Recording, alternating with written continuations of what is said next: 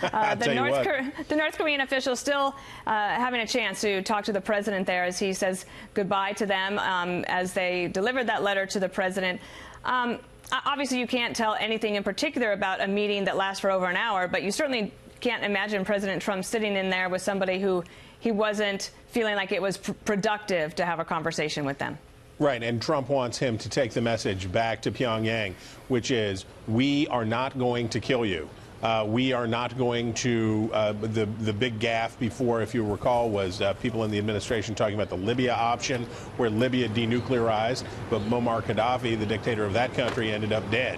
And if you are the Kim regime, you are brutal dictators. If some of the people in your country got a hold of you, they'd do worse to you than they did to Gaddafi. Take a look here at the screen, and the president calling over other North Koreans that are with the traveling party.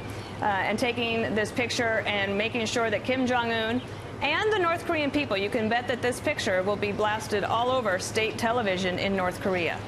Yeah, this is a big moment for the Kim regime. They're at the White House. This is, you know, a once upon a time part of the axis of evil. Now welcome at the White House, embraced by the president. This is the former spy master of that country, of that regime, and he is being embraced and welcomed in by the leading Western power. This is a moment. This is one for the history books. Secretary of State Pompeo, on his 31st day, he's there with the president in that photograph.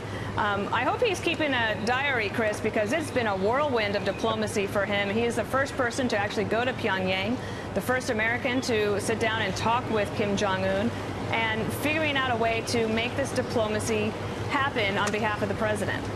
Right, and then he has to play another round of shuttle diplomacy with the Japanese, South Koreans, and Chinese. What will all of the other parties to this accept? What are they willing to take on in terms of a deal? The president clearly wants a deal, but at what price, and what are our allies and our foes in that region willing to accept and do? Unified Korean Peninsula, denuclearized, in what way? Who's in charge? How does this go? Where does Kim end up? You know, another thing, Chris, as we look at this video, it's not usual that a president will actually leave the Oval Office and escort an official back to their vehicles. This is a sign and a showing of real respect and a willingness to be gracious to the North Koreans, and I think this could probably go a long way. You know, we know a little bit more about Kim Jong-un than we have in the past. We had no real intelligence there, but now Secretary of State Pompeo has met with them a couple of times. We have more information. We'll see if the president talks to the press. We'll be meeting on June 12th in Singapore. It went very well. It's really a get-to-know-you kind of a situation. Mike has spent 2 days doing this. We've gotten to know their people very well, and we will. You people are going to have to travel because you'll be in Singapore on June 12th. And I think it'll be a process. It's not, I never said it goes in one meeting. I think it's going to be a process.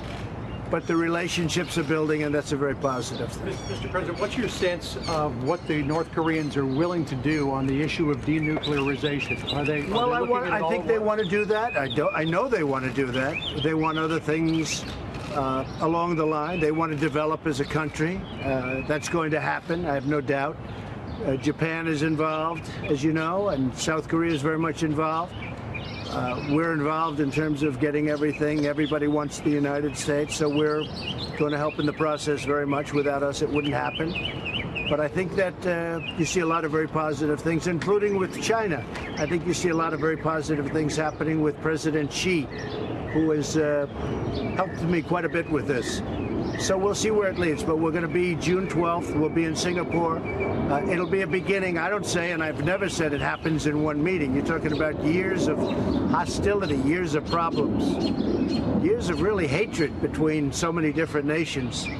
But I think you're going to have a very positive result in the end, not from one meeting. But you're going to have you appear to question their sincerity in your letter to Kim Jong-un last week. Have they gone far enough now? Well, don't forget, my letter was a response to their letter. The media forgot that. You know, the media said, oh, you had a meeting, then you canceled. I didn't cancel the meeting. I canceled it in response to a very tough statement.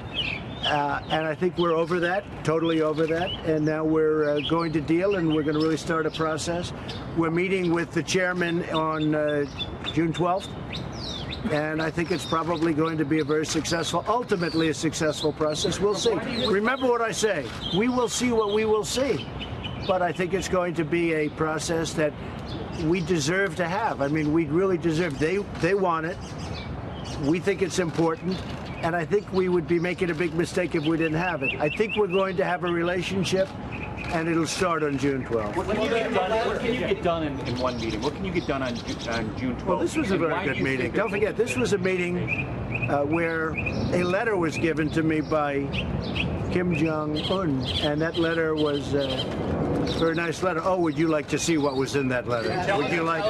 How much? How much?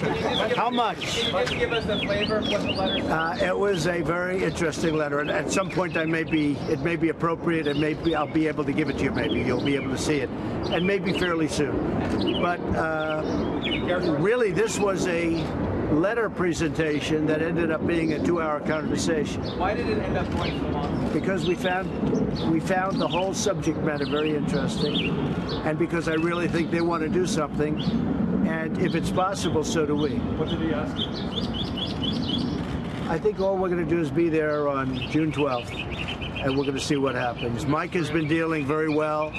They have a very good relationship with Mike Pompeo, our Secretary of State.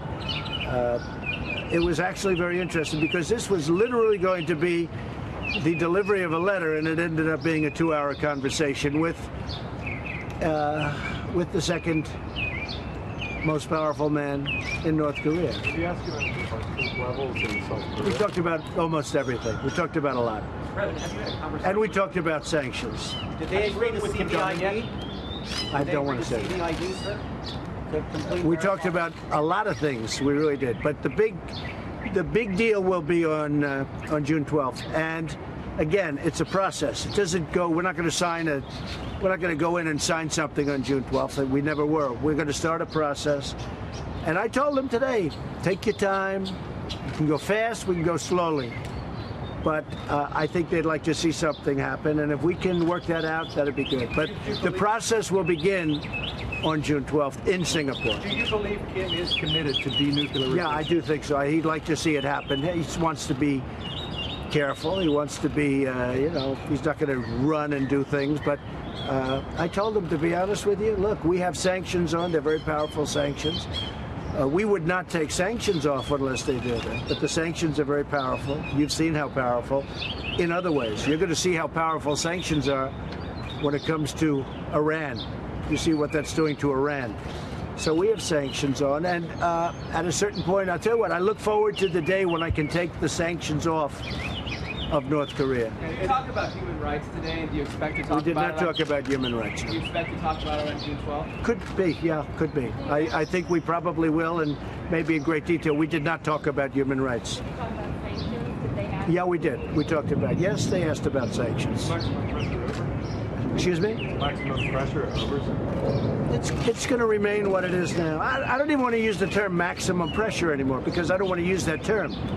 Because we're getting along. You see the relationship. We're getting along. So it's not a question of maximum pressure. It's staying essentially the way it is. At some point, hopefully, a deal for the good of millions of people, a deal will be worked out. Mr. President, how would you describe the state of relations now between the United States and North Korea after your meetings today? Well, I think they're okay. I mean, I think they're good. Is it like the relationships we have with a couple of other countries? Probably not, right? But I think the relationship we have right now with North Korea is as good as it's been in a long time. They had no relationship under the previous administration. There was nothing. It was nothing. They were explaining. It was just a nothing. Nothing was done. Hey, folks, this should not be up to me. This should have been handled a long time ago. This got to a very critical point. This should have been handled many years ago, not only by President Obama, but by other presidents that preceded me. This shouldn't be done now. This should have been done years ago. Do you plan to offer the North Koreans economic aid? Well, what's going to happen is South Korea will do that. No, I don't think the United States is going to have to spend. I think South Korea will do it. I think frankly, China will help out. I think that Japan will help out. No, I don't see the United States spending a lot of money. You know, we have 3 hostages. How much money did I spend for the hostages? And look, we're very far away. We are very far away. Those places are very close. That's their neighborhood. We're 6,000 miles away. So I've already told South Korea, I said, you know, you're going to have to get ready, and Japan also. And I think they really want to see something great happen. Japan does, South Korea does, and I think China does. But that's their neighborhood. It's not our neighborhood. Mr. President, yesterday you were concerned about the meeting that Lavrov was having with Kim Jong-un. Yeah, I didn't like it. Where are you on that today? I didn't like it, but it could be very positive, too. I didn't like the Russian meeting yesterday. I said, what's the purpose of that? But it could be a positive meeting. If it's a positive meeting, I love it. If it's a negative meeting, I'm not happy. And it could very well be a positive meeting. South Korean war on June 12th during the summit? Well, that could happen. That could happen. We talked about it. We talked about ending the war. And, you know, this war has been going on, it's got to be the longest war, almost 70 years, right? And there is a possibility something like that. That's more of a signing of a document that it's very important in one way. Historically, it's very important. But we'll see. We did discuss that, the ending of the Korean War. Can you believe that we're talking about the ending of the Korean War? You're talking about 70 years. Is that document been prepared, or is it being prepared? Well, we're going to discuss it prior to the meeting. That's something that could come out of the meeting. I think really that's something that maybe could come out of the meeting. Where's China on that? I think China would like to see a very positive result. I have a lot of good relations with, as you know, Chairman Xi. He's really a very wonderful guy. He's a man that loves China. However, he wants to do what's best for China. I think China and President Xi would love to see something happen here. When you say you're going to guarantee Kim's security and the North Korean regime's security, how will you do that? How will the United States? Well, we're going to make sure it's secure. We're going to make sure when this is over, it's over. It's not going to be starting up again. And they have a potential to be a great country. And I think South Korea is going to help a lot. Japan's going to help a lot. I think China's going to help a lot. How do you envision that working? Well, that's a very complicated question, frankly, but you'll see that over a period of time. When you gave your speech in Seoul last November, you talked about the bright promise of North Korea should it choose to join the company of nations. But if you leave Kim in place, can you really have a transformation? I really think you can, and I think it's going to be very successful. They're incredible people. I think it's going to be a very great success. So we'll see what happens.